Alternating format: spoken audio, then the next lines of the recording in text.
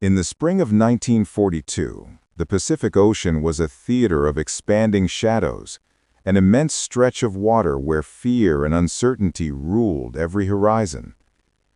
The attack on Pearl Harbor had not merely crippled the U.S. Pacific Fleet, it had shattered the Navy's confidence in its own doctrine. Battleships, once believed to be the ultimate power at sea, lay on the shallow harbor floor. The carriers that remained, Enterprise, Hornet, and the battered Yorktown, were the sole instruments through which the United States could strike back. Across the ocean, the Imperial Japanese Navy seemed unstoppable. Its aviators were the finest in the world. Its carriers, the powerful striking arm of the codebreaking, operated with lethal precision. They had swept across the Pacific and Indian Oceans with relentless speed, sinking Allied warships, conquering island bases, and extinguishing any faint hope of an early counteroffensive.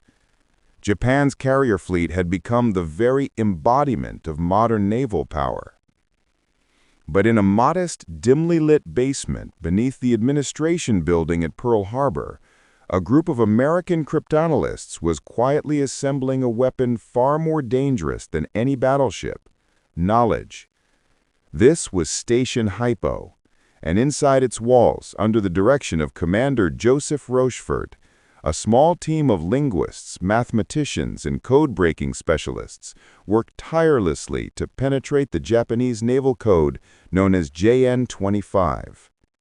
Their tools were pencils, typewriters, intercepted radio signals, and unrelenting concentration. But their achievements would shape the very course of the Pacific War.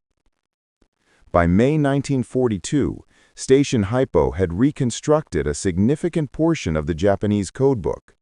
Enough to see patterns, enough to sense movement, enough to detect an approaching storm long before the Japanese fleet appeared on any American radar screen. The intercepted messages spoke of an impending operation, a massive one. 4 fleet carriers, battleships, cruisers, submarines, supply ships, even construction battalions for building airfields. Whatever the Japanese were planning, it was meant to seize another strategic foothold, one that would lure the U.S. carriers out of hiding and destroy them once and for all.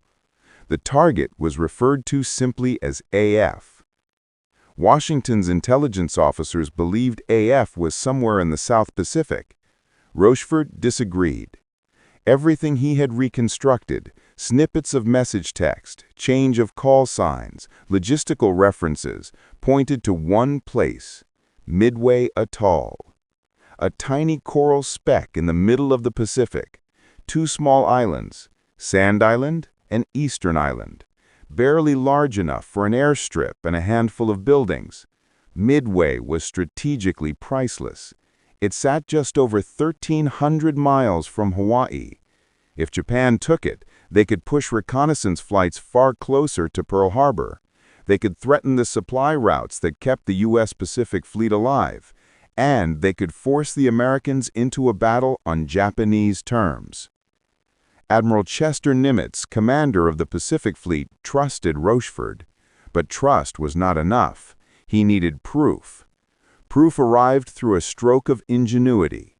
On Rochefort's recommendation, Midway transmitted an uncoded message reporting that its desalination plant had broken, and drinking water was running critically low.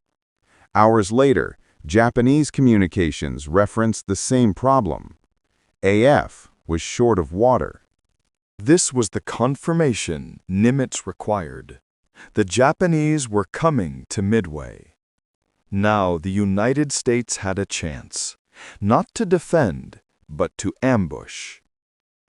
Nimitz moved with astonishing speed. He ordered every operational American carrier to sail immediately.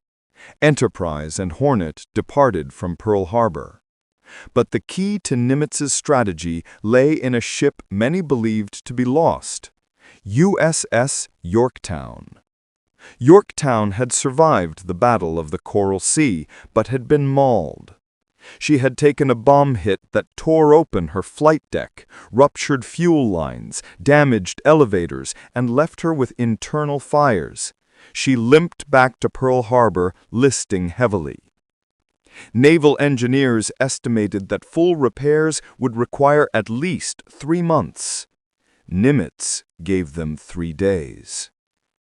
What followed was one of the greatest emergency repair efforts in naval history. Thousands of shipyard workers swarmed the carrier. Welders worked through the night, sparks falling into the dark water below. Engineers patched the flight deck with steel plates cut on the spot. Electrical systems were rewired, fuel lines replaced. Wooden planks were bolted down to stabilize the deck. Yorktown would not be perfect, but she would be battle-ready. 72 hours later, with equipment still being installed even as she sailed, Yorktown headed toward the northeast of Midway. Japan, aware of the damage Yorktown had suffered, assumed she had sunk or was still incapacitated. This miscalculation would cost them dearly. Meanwhile, far to the northwest of Midway, the Japanese strike force approached. This was the first carrier striking force under Vice Admiral Chuichi Nagumo.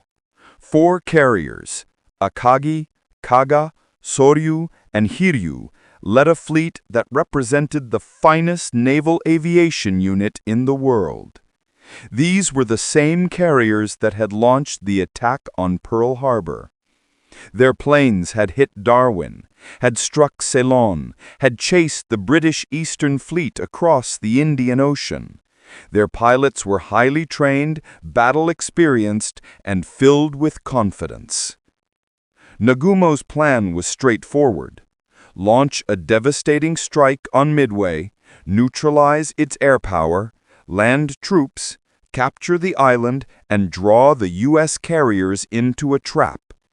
Once the carriers arrived, Nagumo would crush them with coordinated air waves, overwhelming speed, and superior numbers. The Japanese fleet was powerful, but it carried 2 fatal weaknesses. It underestimated the Americans, and it believed its superior skill could compensate for a rigid doctrine. The night before the battle, Nimitz repositioned his carriers, placing them far northeast of Midway, just outside the range Nagumo expected. The stage was set. At 4:30 a.m. on June 4, 1942, Japanese carrier decks were illuminated only by dim blue lights. Flight crews in white uniforms moved between rows of aircraft, pushing torpedoes into position, securing bombs, and preparing Zero fighters for launch. Before dawn, Nagumo ordered his first strike. 108 aircraft, bombers, dive bombers, fighters. Their engines roared into the sky. Moments later, they were en route to Midway. On the island, U.S. radar picked up the incoming wave. Marines scrambled. Pilots rushed to ancient, unreliable aircraft. Some took off with guns barely functioning. They all knew the odds, but they also knew that Midway had to survive long enough for the carriers to strike. The Japanese hit the island with immense force. Bombs tore through hangars, oil tanks exploded in sheets of flame. Anti-aircraft guns fired desperately, filling the sky with black bursts. Some Japanese bombers were shot down outright, but Midway was severely damaged. As Japanese aircraft returned to their carriers, the lead pilot sent a message Nagumo did not want to hear. A second strike is necessary. This message triggered the critical decision point. Nagumo's hangars were filled with aircraft armed with torpedoes, perfect for sinking ships, but completely wrong for hitting an island. To strike Midway again, those torpedoes needed to be removed and replaced with fragmentation bombs. Meanwhile, Nagumo still had no confirmed location of the American carriers. He waited. He hesitated. Behind him, far to the northeast of Midway, the U.S. carriers were launching their own aircraft, groups of dive bombers and torpedo planes forming a wave of disjointed yet determined squadrons searching for the Japanese fleet.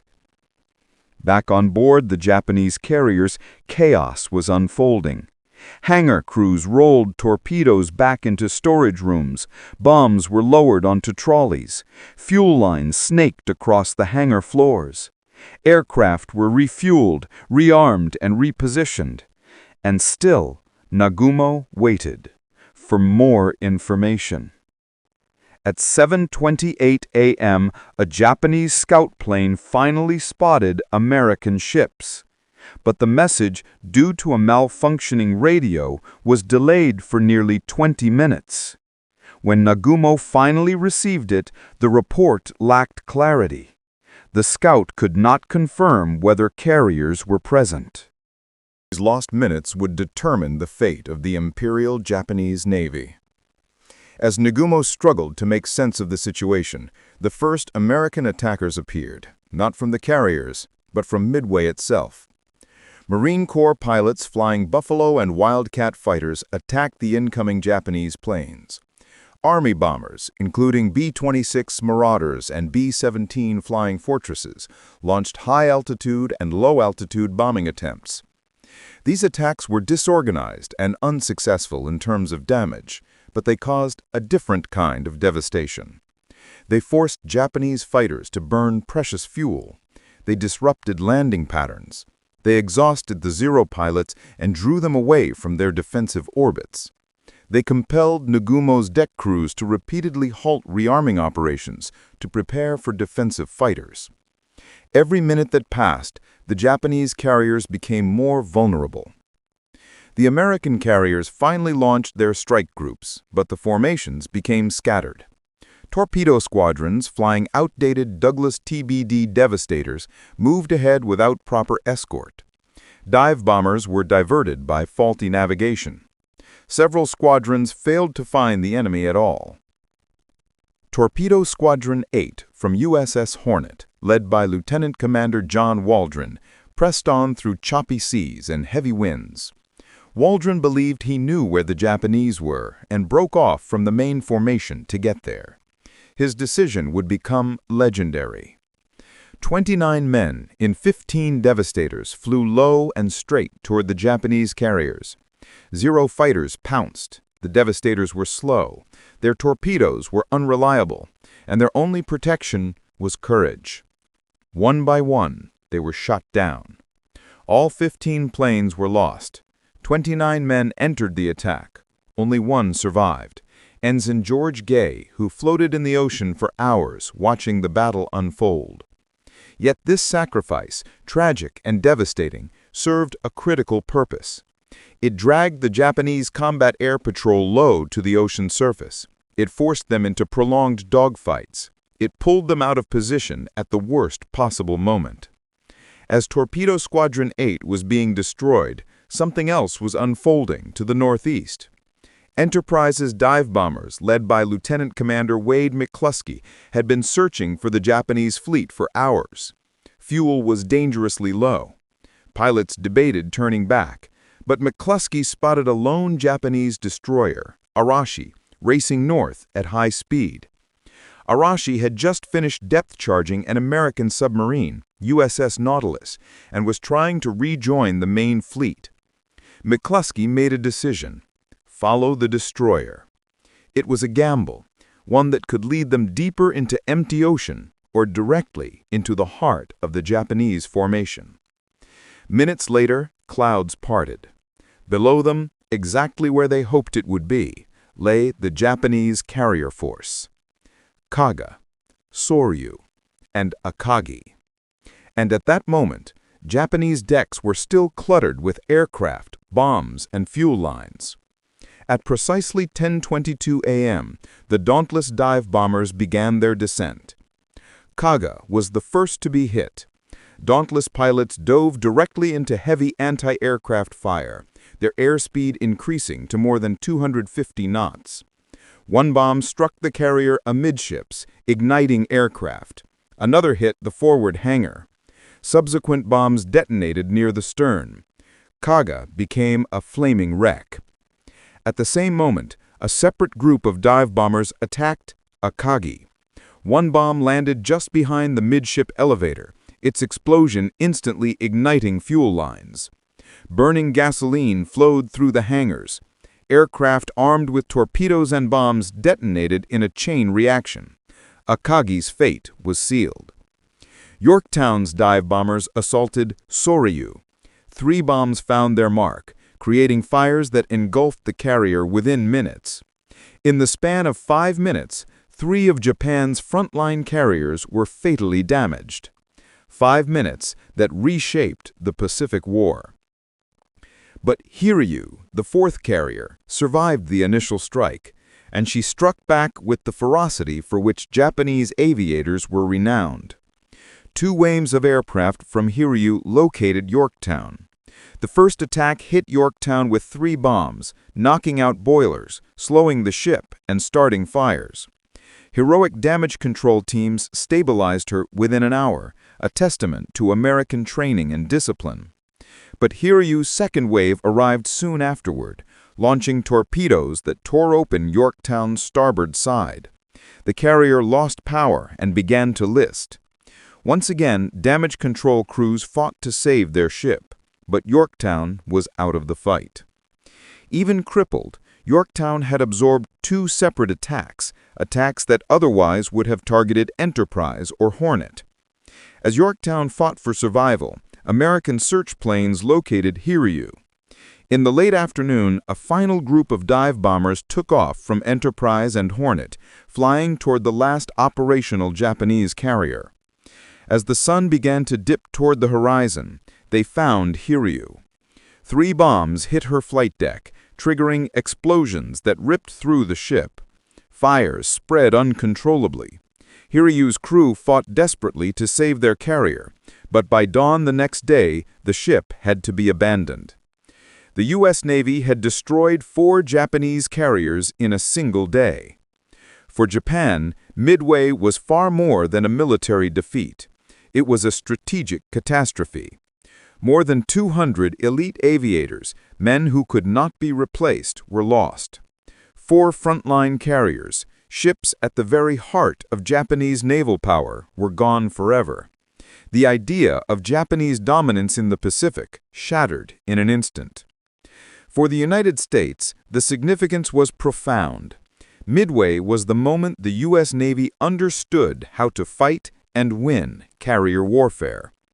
It learned that intelligence was the most decisive weapon, that timing and positioning mattered more than raw force, that a well-planned ambush could overcome even the most skilled enemy, and that naval aviation, fast, flexible, and lethal, was now the backbone of maritime power.